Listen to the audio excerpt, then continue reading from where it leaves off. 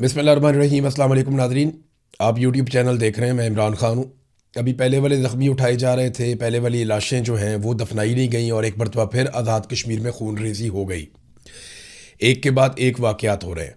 अस्पतालों की सूरत हाल मैं आपको बता देता हूँ कि इतना रश है कि खून देने वालों का तांता बंधा हुआ है। 200 के करीब लोग बताए जाते हैं जिन्हें बुलेट इंजरी आई है। जो लोग शहीद हुए उनकी तादाद 20 के लगभग बताई जाती है, जिन्हें कल शहीद किया गया था सिक्योरिटी फोर्सेस की जानिब से फायरिंग करके। ये डायरेक्ट फायर किए गए थे और सिक्योरिटी फोर्सेस का कोई एक शख्स भी शहीद नहीं हुआ। तो जो शहीद हुए वो सारे के सारे मुजाहिरीन थे, उन पे डायरेक्ट फायरिंग की गई है और उसके नतीजे में 20 लोग शहीद हो गए और बहुत बड़ी तादाद में लोग गोलियों के ज़ख्मों से चूर होकर अस्पतालों में पहुंचे हैं। अस्पतालों में खून देने वालों का तांता बंधा हुआ है और इतना रश है कि टेबलों के ऊपर भी मरीजों को डाला गया है, यानी वहाँ पे अस्पतालों में बेड ख़त्म हो गए और एक एमरजेंसी जैसी सूरत हाल है आज़ाद कश्मीर में। और ये खून बहने का सिलसिला अभी भी रुक नहीं रहा। आज़ाद कश्मीर में लोग अपने प्यारों का पोस्टमार्टम करवाना चाहते हैं, तो अस्पताल इंतज़ामिया की वजह से बताया जा रहा है उनकी तरफ से कि जनाब यहाँ पे रश इतना है और लोड इतना ज़्यादा है कि हम ये रिपोर्टें आपको या रिज़ल्ट आपको तैयार करके दे नहीं पाएंगे। हम एक तरफ जाते हैं, दूसरी तरफ से आवाज़ आती है, तो लोड बहुत ज़्यादा है अस्पताल की इंतज़ामिया के ऊपर। जबकि आईजी ने स्टेटमेंट दिया बीबीसी को और उसने कहा कि सिर्फ 5 लोग मारे गए अब तक। सारा जितना भी अभी तक सिनेरियो बना, 67 लाशें अभी तक बाकायदा डाटा के साथ जारी कर चुकी है जॉइंट अवामी एक्शन कमेटी। उसका डाटा दे चुकी है कि ये 67 लोग, 67 लोग अब तक शहीद हो गए। और अभी जो आज के दिन में शहीद हुए वो अलग है, मैं आपको बताता हूँ आज मीरपुर में क्या हुआ। लेकिन पहले रावलाकोट में लोग निकले दरेक के मुकाम से, फिर ये गए चनार चौक की तरफ, अब ये पहुंच गए डी चौक की तरफ और यहां से उन्होंने मकबूल बट चौक में जाना है। अगर ये मकबूल बट चौक पहुंच जाते हैं, यहां पे भी सिक्योरिटी फोर्सेस बहुत बड़ी तादाद में मौजूद हैं और ये पैदल जाएंगे। ये अगर मकबूल बट चौक पहुंच जाते हैं तो फिर रावलाकोट पे तो एक तरह से कंट्रोल हो जाएगा इनका और उसके बाद इन्हीं लोगों ने आगे मुजफ्फराबाद की तरफ बढ़ना है। लोग कम नहीं हो रहे, सिर्फ वो लोग कम हुए हैं जो खून देने के लिए अस्पतालों में गए हैं या वो लोग कम हुए जिन्हें गोलियां लग गई हैं। बाकी लोग हज़ारों की तादाद में, बहुत बड़ी तादाद में जॉइंट अवामी एक्शन कमेटी के एहतजाज में शामिल हैं। ख़वातीन भी निकल कर एहतजाज के अंदर शामिल होने के लिए आई हैं और वहाँ पे जो मुकर्रीन है उन्होंने कहा जी हम ना तो हथियार उठाएंगे ना वापस जवाबी कार्रवाई करेंगे, हम सीधा सीधा अपना एहतजाज करेंगे और अपने सीने पेश करेंगे। ये गोलियां मारते हैं तो मारते रहें। और लगातार हम देख रहे हैं कि गोलियां चल रही हैं और रियल बुलेट्स हैं, यानी वो गोलियां जो बॉर्डर के ऊपर इंडिया पाकिस्तानी फौजियों को मारता है और पाकिस्तानी फौजी इंडियन फौजियों को मारते हैं, वो वाली रियल बुलेट्स पाकिस्तानी शहरियों पे या कश्मीरी शहरियों पे चलाई जा रही हैं। बहुत ही अजीब सूरत हाल है। अब आ जाए ज़रा मीरपुर में क्या हुआ। कल जो कुछ भी रावलाकोट में हुआ उसमें कुछ नौजवान शहीद हो गए जिनका ताल्लुक था मीरपुर से। तो मीरपुर में एक लोगों की रैली निकली और उन्होंने कहा जी हम इज़हार यकजहती करेंगे उन नौजवानों से जिन्हें शहीद किया गया रावलाकोट में। अब ये रैली निकल के बाजार में से, सड़क से, मेन शाहरा से गुजर रही थी तो इनके ऊपर सीधे फायर कर दिए गए सिक्योरिटी फोर्सेस की जानिब से। वहाँ कई लोग जख्मी हो गए और 6 लोग मौके पर ही शहीद हो गए। वो लाशें सड़कों पे पड़ी हुई थी। एक नौजवान ने छत से वीडियो बनाई है, लाशें कितनी देर तक सड़कों पे पड़ी रहीं। वहाँ पे उन्हें उठाने वाला कोई नहीं था, लगातार फायरिंग हो रही थी, लोग जख्मी थे और वो तड़प तड़प के सड़क पे अपनी जान दे रहे थे। वहाँ पे लोग शहीद हो गए। 6 लाशें आकर उठाई सिक्योरिटी फोर्सेस के लोगों ने। ये नकाबपोश लोग थे, इन्हें पीछे से बुलवाया गया, सादा कपड़ों में मलबूस थे, नकाबपोश थे और ये डबल केबन डाले और इस तरह की गाड़ियों में आए और उन्होंने इंसानों को जानवरों की तरह उठा के गाड़ियों में फेंका। वो जो डेड बॉडीज पड़ी हुई थी सड़कों पे, जो शहीद पड़े हुए थे, उनको उठा के गाड़ियों में फेंका और लेकर चले गए। अब कश्मीरी ये वाले मनाजिर देखने के बाद कह रहे हैं कि इसी तरह हमारी लाशें पहले भी गायब की गई हैं। यानी कुछ शोहदा जो लाशें हमारे पास थी वो तो हमने दफना दी हैं, लेकिन कुछ लाशें जो हम बार बार मुतालबा करते रहे कि हमारे साथियों की लाशें हमारे हवाले की जाएं, जिन्हें अस्पताल से कब्जे में लिया गया या जिन्हें रात के अंधेरे में कब्जे में लिया गया, तो ये वादा किया गया था कि ये लाशें आपको वापस दी जाएंगी, इन्हें अमानतन दफनाया गया है और आपको ताबूत में डालकर देंगे, आप उनके लवाहिकीन को वो लाशें उनके हवाले कर दीजिएगा। ये वादा किया गया था जब मुज़ाकरात हो रहे थे। लेकिन अब लाशें उठाते कैसे हैं ये मनाजिर हमने सबने देख लिए। सड़क के ऊपर लोग पड़े हुए हैं और उन्हें गोलियां लगी हुई हैं और वो एक एक करके जान दे रहे हैं, शहीद होते जा रहे हैं। उसके बाद पीछे से सिक्योरिटी फोर्सेस की गाड़ियां आती हैं, सादा कपड़ों में नकाबपोश उतरते हैं, वो लाशें उठाकर गाड़ियों में डालते हैं और निकल जाते हैं। ये मनाजिर हम मकबूजा कश्मीर में भी नहीं हमने देखे कभी, जो मनाजिर हम इस वक्त आज़ाद कश्मीर में बदकिस्मती से देख रहे हैं। आसिम मुनीर साहब की जो पॉलिसी है वो पाकिस्तान को वहाँ ले आई जो हम कभी सोच भी नहीं सकते थे, यानी इक़्तिदार की एक ख्वाहिश, हमेशा रहने की ख्वाहिश, कुर्सी मेरे से कोई ना ले पाए, मैं अपनी हुकूमतें बनाऊंगा, मैं पाकिस्तान को कंट्रोल करूंगा, मैं अपने लोगों को तरक्की दूंगा, अपने लोगों को आगे लेकर आऊंगा, तमाम इदारों में मेरे हमायती लोग बैठेंगे, मैं अपने तमाम मुखालिफिन को कुचल दूंगा, ये मुल्क वैसे चलेगा जैसे मैं चाहूँगा। ये जो ख्वाहिशात हैं, इन ख्वाहिशात ने बेड़ा गर्क कर दिया पाकिस्तान के पूरे स्ट्रक्चर का। आपकी तरक्की मुकम्मल तौर पर रुक चुकी है। पाकिस्तान के अंदर मईशत का पहिया जाम हो चुका है, बिल्कुल ज़रा सी भी मईशत आगे नहीं बढ़ रही। सरमायाकारी ख़त्म हो गई पाकिस्तान में। पाकिस्तान की आलमी सतह पे क्रेडिबिलिटी भी नहीं रही। इंसानी हकूक़ की पामालियों में पाकिस्तान का दुनिया में नाम बन रहा है। पाकिस्तान का पासपोर्ट बदतरीन पासपोर्ट की लिस्ट के अंदर चला गया है। सिर्फ आसिम मुनीर की एक ताल्लुकदारी डोनाल्ड ट्रंप से बनी है और इसके नतीजे में अभी तक एक अमान मिली हुई है कि कोई हमें कुछ कहता नहीं है। जिस दिन डोनाल्ड ट्रंप का हाथ सर से उठ गया उसके बाद पूरी दुनिया सवाल पूछेगी, क्योंकि सवाल बहुत सारे इकट्ठे हो चुके हैं और एक सैलाब आएगा सवालों का जिनके जवाब फिर किसी के पास नहीं होंगे। नाज़रीन, ये आईजी ने जब कहा ना कि पोस्टमार्टम अगर नहीं होगा तो हम तो लाश ही नहीं मानेंगे, ये बड़ा सीरियस इशू बन गया। अब पोस्टमार्टम करवाने के लिए जाते हैं तो लाश गायब कर दी जाती है। उधर डॉक्टर कह रहे हैं जनाब हमारे पास इतना लोड है कि हम पोस्टमार्टम कर ही नहीं पा रहे, आपको रिपोर्टें कैसे बना कर दें। ये अब हालात हो गए हैं। और अभी जो ताज़ा लिस्ट जारी की गई है उसमें जो 6 लोग शहीद हुए मीरपुर में, उनके नाम शायद शामिल नहीं किए गए।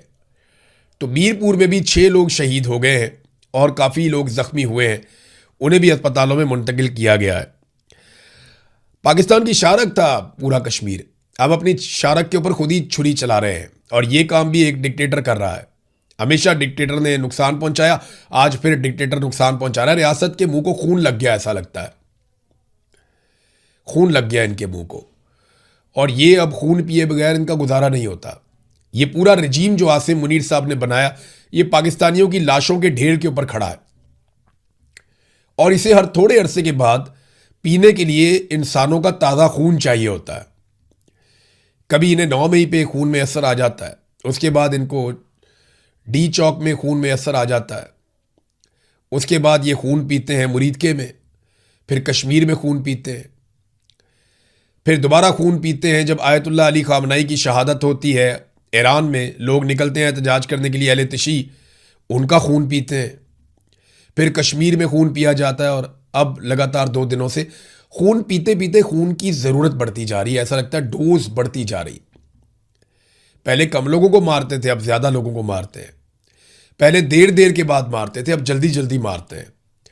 तो ये रियासत और इसके इदारे एक खून आशाम बनते चले जा रहे हैं और सियासतदान बैठकर तमाशा देख रहे हैं।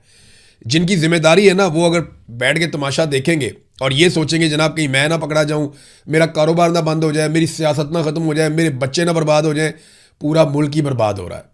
जब आप सियासत में आए थे ना तो आपको ये सोच कर आना था कि मैं अपने मुल्क की खातिर अपनी ज़िंदगी दे रहा हूं, तो फिर अब आपको पीछे हटने का कोई हक हासिल नहीं है।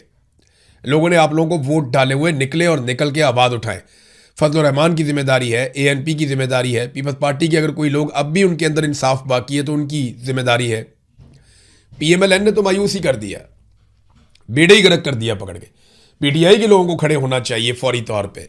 बाकी तमाम पॉलिटिकल पार्टीज को मिलकर आवाज़ उठानी चाहिए जुल्म और बर्बरियत के खिलाफ, और इनको आज़ाद कश्मीर में जाना चाहिए और लोगों के साथ इजहार यकजहती करना चाहिए। पीएमएलएन से मायूसी क्यों है ये ज़रा देखें ना आप। ख्वाजा आसिफ का स्टेटमेंट आप देखें, ये पाकिस्तान का वज़ीर दिफा है और वज़ीर दिफा का बयान देखें। मुझे एक मेरे दोस्त हैं कश्मीरी, उन्होंने ये स्टेटमेंट भिजवाया, उन्होंने कहा जी दिल ही टूट गया है ख्वाजा आसिफ की ये बात सुनकर। मैं बताऊंगा कौन लोग हैं जिन्हें गोलियां लगी हैं। अभी बताता हूं आपको एक ऐसा वाकया सुनाता हूं कि आपको हैरत होगी कि ये कर क्या रहे हैं। एक और जर्नलिस्ट हैं, बड़े अच्छे जर्नलिस्ट हैं, उनका मुझे फ़ोन आता है, वो रोना शुरू हो गए। मैंने कहा रोते क्यों हो? कहते जी मैं आज़ाद कश्मीर से हूं। मैंने कहा फिर? कहते जी हम आवाज़ ही नहीं उठा सकते। कहते इमरान भाई अपने आप से घिन आ रही है। मुझे एक सहाफ़ी ने फ़ोन करके कहा जो कश्मीरी है, उसने कहा जी मुझे अपने आप से घिन आ रही है, मुझे अपने आप से नफरत हो रही है, मैं सच बोल ही नहीं सकता हूं। कोई इदारा सच चलाने को तैयार ही नहीं है। वो बेचारा इदारे पे काम करता है, सोशल मीडिया का इतना बड़ा नहीं है, लेकिन वो कहता है जी कोई इदारा सच चलाने को तैयार ही नहीं है। अपने आप से घिन आ रही है, अपने आप से नफरत हो रही है कि इतना बड़ा जुल्म हो गया, मेरे भाई मार दिए और मैं आवाज़ नहीं उठा सकता, मैं बात नहीं कर सकता। तो मैंने कहा हम उठाएंगे आपके हिस्से की आवाज़ भी, ये बोझ हम उठाएंगे, हम जोर लगाएंगे और एक वक्त आएगा इंशाल्लाह आप सब बोलेंगे। एक वक्त आएगा आप सबको बोलना पड़ेगा, लेकिन जब सब मिलकर बोलेंगे तो फिर जुल्म नहीं हो पाएगा। इसलिए बारी बारी सबकी बारी, ये मैं कहता रहता हूं कि आप सबकी बारी आएगी, एक एक करके आप सबको मारा जाएगा, एक एक करके आप सबकी इज्जत पे हाथ डालेंगे, एक एक करके आप सबकी चादर और चार दीवारी का तकद्दुस पामाल करेंगे, एक एक करके आपके घरों में घुसेंगे। ये आज भी मौका है, इकट्ठे होकर इनका मुकाबला करो, वरना ये जायंट बनता जाएगा, ये एस्टेब्लिशमेंट इतनी ताकतवर हो जाएगी कि फिर आप इसको रोकना आपके लिए मुसीबत बन जाएगी, फिर बहुत ज्यादा कुर्बानी देनी पड़ेगी। आज अगर आप लड़ेंगे तो आपको कम कुर्बानी देनी पड़ेगी, जितना वक्त गुजरेगा, जितना खून आप इस बला को पिलाएंगे, ये उतनी ताकतवर और बड़ी होती चली जाएगी, फिर ये ज्यादा खून पिएगी और ज्यादा ताकतवर हो जाएगी और फिर आपको इसको रोकने के लिए ज्यादा बड़ी कुर्बानी देनी पड़ेगी। आज रोक लो, कम नुकसान होगा, कल रोकोगे और नुकसान होगा, उसके बाद रोकोगे ये और ताकतवर हो जाएगी आपका खून पीकर, फिर और नुकसान होगा। तो बारी बारी सबकी बारी। ये ख्वाजा आसिफ को बात समझ नहीं आएगी, ये रिसीविंग एंड पे रहे हैं। मुस्लिम लीग नून एक दौर में रिसीविंग एंड पे रही है, पीपल्स पार्टी भी रही है, लेकिन इनको ये बात समझ नहीं आएगी। ये इक्तदार के झूले में बैठे हुए हैं। जिस तरह वो डीसी की आपने देखी थी ना वीडियो कि वो झूले ले रहा था बात करते हुए, तो ये सारे इक्तदार के झूले में बैठे हुए, इन्हें बिल्कुल समझ नहीं आएगी। ख्वाजा आसिफ से जब सवाल किया गया तो उसने कहा रावला कोर्ट में एहतजाज करने वालों के खिलाफ कार्रवाई हो रही है। वो लोग जिस तरह पाकिस्तान दुश्मनी का इजहार कर रहे हैं, कब कर रहे हैं यार, खुदा का नाम लो यार। तो मैं नहीं समझता कि उनका पाकिस्तान के साथ कोई ताल्लुक है, यानी कश्मीरियों को डिसोन ही कर दिया कि इनका पाकिस्तान से कोई ताल्लुक नहीं है। वहां पे लोगों ने वोट नहीं डाला निकल के, 10-15% लोग मैक्सिमम निकले होंगे। ये झूठ बोलते हैं कि ज्यादा लोग निकल आए, तारीखी तौर पे कम टर्न आउट रहा, लोगों ने वोट ही नहीं डाला। तो लोगों ने इनको डिसोन किया। सारे लोग खड़े हुए ज्वाइंट अवामी एक्शन कमेटी के साथ और ये कह रहे हैं कि इनका पाकिस्तान से ताल्लुक ही कोई नहीं है, ये भारतीय स्पॉन्सर्ड लोग हैं। यही बातें ख्वाजा आसिफ तुम्हारा बाप और उससे पहले के लोग वो किया करते थे बंगालियों के खिलाफ कि ये भारतीय दहशतगर्द है, भारतीयों के साथ मिले हुए हैं, ये बंगाली गद्दार हैं, ये पाकिस्तान के वफादार नहीं है, ये मुल्क के दुश्मन है, ये पाकिस्तान के खिलाफ बात करते हैं, इनका ताल्लुक इंडिया के साथ है, उनकी एजेंसियों के साथ है। यही बातें कर करके तुम लोगों ने बांग्लादेश तोड़ दिया। ये देखो बिलावल क्या कह रहा है, बिलावल के स्टेटमेंट सुने आप सर पकड़ के बैठ जाएंगे। बिलावल कहता है जी कि रियासत फैसला करे, नून लीग का मफाद अहम है या पाकिस्तान का। पहले बिलावल को ना निकाल के, जो पीपल्स पार्टी के पुराने लोग हैं, मेरी गुजारिश है उनको निकाल के बिलावल को ना आईन पढ़ाना चाहिए जो उसके नाना ने लिखा था। लिखा तो नहीं था, लिखा तो बहुत सारे लोगों ने था, लेकिन उसके नाना को क्रेडिट चाहता है, उसके दौर में हुआ। तो जरा वो आईन निकाल कर पढ़े कि उसमें रियासत की डेफिनेशन क्या है। वफाकी और सूबाई हुकूमतें और पूरा सिस्टम जो मिलकर बनता है वो रियासत होता है। फौज को आप रियासत नहीं कह सकते, एक सेक्टर कमांडर रियासत नहीं होता। रियासत आईन के अंदर दर्ज है, वो क्या चीज है। और तुम लोगों रियासत, तुम बिलावल की गवर्नमेंट है आजाद कश्मीर में, बिलावल ने खून बहाया ये सारा का सारा, बिलावल ने सिक्योरिटी फोर्सेस को बुलवाया, बिलावल ने वहां पे बहुत बड़ी मिकदार में सिक्योरिटी फोर्सेस को इकट्ठा किया, फिर बिलावल ने पाबंदी लगाई, ज्वाइंट अवामी एक्शन कमेटी के ऊपर कलअदम करार दिया, फिर बिलावल ने उनके रहनुमाओं के सरों के ऊपर इनाम रखा, फिर बिलावल ने बार बार वहां पे ऑपरेशन का हुक्म दिया। ये सारा कुछ बिलावल ने खुद किया है। और अब वो ये कहता है कि जनाब आप कर रहे हैं तो आप कर रहे हैं तो रियासत कर रही है। और भाई रियासत क्या होती है, कोई एक इदारा रियासत नहीं होता। आसिम मुनीर रियासत नहीं है ना, वहां बैठा हुआ सेक्टर कमांडर रियासत है। रियासत की डेफिनेशन पढ़िए बिलावल साहब, रियासत होती क्या है, कहते किसको है रियासत। रियासत की डेफिनेशन पढ़े जो आईन के अंदर लिखी हुई है, आर्टिकल 7, आर्टिकल 8 आप निकालें आईन का, पढ़े, आपको पता चलेगा। वादे तौर पे लिखा हुआ है कि जनाब जो अवाम के मुंतखब नुमाइंदे आकर बैठते हैं वो हैं रियासत, कैबिनेट, वजीर आजम, उसके साथ बाकी लोग, आपकी कौमी असम्बली, सूबाई असम्बली, सेनेट, ये है रियासत। ये तो आपके पास है, रियासत में तो आपका कब्जा है। 3 सूबों में आपकी हुकूमत बनाकर दी हुई है, सदर आपको बनाकर दिया हुआ है, चेयरमैन सेनेट आपको बनाकर दिया हुआ है, गवर्नर आपके 3 लगे हुए हैं। और आपको क्या चाहिए? पंजाब में गवर्नर आपका, खैबर पख्तूनख्वा में गवर्नर आपका, हर जगह पे आपने अपना इक़्तिदार हासिल किया हुआ है। इसके बावजूद आप कहते हैं जनाब कि आपकी बात नहीं सुनी जाती। रियासत फैसला करे नून लीग का मफाद अहम है या पाकिस्तान का, तो नून लीग को बजट कौन पास करवा कर देता है? नून लीग के वज़ीर आज़म को वोट किसने डाला था? ये हर जुर्म का हिस्सेदार है। और अब ये कहता है जुल्म, ज्यादती, कत्लो गारत, डकैती को जमहूरियत का नाम दिया जाता है। ये लोग गोलियां चलाकर हुकूमत चलाना चाहते हैं, लाशें गिराकर अपनी हुकूमत बनाना चाहते हैं। ब्रूट मेजॉरिटी का लफ्ज पाकिस्तान में सबसे पहले बिलावल साहब आपने इस्तेमाल किया था। तुम लोगों ने ये जुल्म किया, ये बर्बरियत की है पाकिस्तान में। तुम इनके आला कार हो, तुम इनके साथ मिले हुए लोगों को बेवकूफ़ नहीं बना सकते। फिर कहते नहीं पुरअमन रहना चाहते हैं वरना मैं भी जरदारी का बेटा हूं। लदस क्या पिद्दी और क्या पिद्दी का शोरबा कि मैं पुरअमन रहना चाहता हूं वरना मैं भी जरदारी का। कट दा भाई तेरा जिन कटना। जरदारी कहता है कि मैं भाई एस्टेब्लिशमेंट के हाथ मजबूत करूंगा। एक जरदारी ने स्टेटमेंट दिया था जिंदगी में और जरदारी दुबई भाग गया था। सदर होने के बावजूद ये पाकिस्तान में नहीं रुक पाया स्टेटमेंट देने के बाद। उस जरदारी का बेटा है। एक दिन जरदारी डट के खड़ा नहीं हो सका था आर्मी चीफ के सामने। एक स्टेटमेंट दिया, वो भी गोल बोल दिया, नस गया पाकिस्तान से। जब तक डील नहीं हुई वापस नहीं आया। उस जरदारी का बेटा है। बेनजीर भुट्टो वापस आई, डील करके वापस आई, एनआरओ करके वापस आई। ये हकायक है। उस बेनजीर का बेटा है। वो इमरान खान देखो जेल के अंदर पड़ा हुआ, डील ही नहीं कर रहा। रोजाना तुम्हारे मालिक जाके वहां पे डील की दरखास्तें डालते हैं, मिन्नतें करते हैं, तरले करते हैं, वो डील ही नहीं कर रहा। यह फर्क है। बहादुरी के ड्रामे करने से कोई बहादुर नहीं बन जाता। बेनजीर की कुर्बानी अपनी जगह, भुट्टो की कुर्बानी अपनी जगह, लेकिन अयूब खान डैडी भी था तेरे नाना का। बेनजीर भुट्टो एक डिक्टेटर के साथ डील करके पाकिस्तान वापस आई थी, एनआरओ करके, याद है? यही जरदारी एक स्टेटमेंट दिया था ये जर्नैल के खिलाफ और उसके बाद पाकिस्तान से भाग गया था, वापस ही नहीं आ रहा था। याद है ना सारा कुछ? ये अपनी दफा सबको, मैं जरदारी का बेटा हूं। भाई जो जरदारी साहब ने सप कटिया तुसी भी कट लो। उन्होंने भी जूते पॉलिश किए हैं, आप भी जूते पॉलिश कर लें। अब एक और स्टेटमेंट बिलावल का देखें।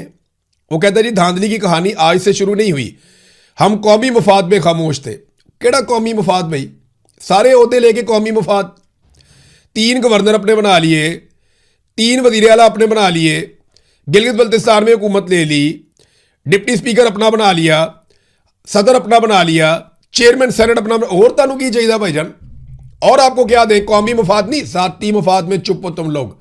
अगर कौमी मफाद होता तो आज पाकिस्तान में इतनी कौमी मफाद में मारंग बलोच को छुड़वा दो ना। दे मुतालबा कि नहीं तो मैं इस्तीफा देता हूं, रोला डालता हूं, मैं हुकूमत का साथ नहीं दूंगा, मारंग बलोच को बाहर निकालो, ईमान मजारी को बाहर निकालो, जो सियासी कैद जेल में रखे उनको बाहर निकालो। नहीं, ये नहीं करेगा। ये सिर्फ जाती मफाद के लिए और कुछ भी नहीं है। सिर्फ कहानियां सुनाना जानते हैं ये लोग। ख्वाजा आसिफ को देख लो, बिलावल को देख लो, एक ही सिक्के के 2 रुख हैं। ये इनमें कोई फर्क नहीं है, बिल्कुल ये एक जैसे। आज बड़ी तकलीफ है ये जो कश्मीरियों के साथ किया गया, वाकई बहुत दुख वाली बात है, बहुत तकलीफ वाली बात है। मैं अब और बोलूंगा ना तो और कोई इस तरह के जुमले बोलूंगा और ज्यादा बात करूंगा, तो आप थोड़े को ज्यादा समझे। इन लोगों ने पाकिस्तान को एक चरागाह या शिकारगाह समझ लिया है और ये तबाही फेरते चले जा रहे हैं। आपको मैं बताऊंगा अगले वीलॉग्स के अंदर कि पाकिस्तान की मईशत को ये कहां ले गए और ये जो अमेरिका के साथ बड़े बड़े ताल्लुकात के दावे करते हैं उसके बदले में हमें क्या मिला है, ये भी बताऊंगा मैं। अब तक के लिए इतनी अपना ख्याल रखिएगा। अल्लाह हाफिज़।